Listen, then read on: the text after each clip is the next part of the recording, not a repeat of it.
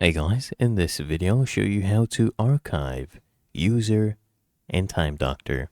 If you're on the app, what I want you to do, here on the left hand panel, click on this icon to access your dashboard. It will open up a window in your browser.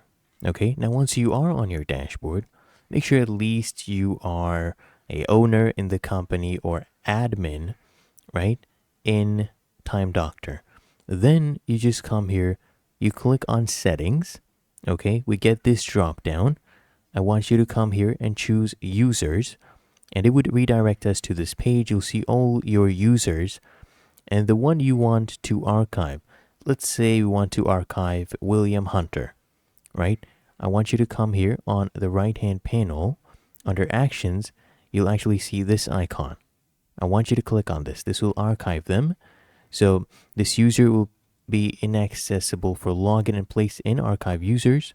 Okay, you can choose a reason for archiving as well. So let's just say company downsizing and then click on archive. And you see this, they have been archived and they're here under archived users. Really that easy, and that is how to archive a user in Time Doctor.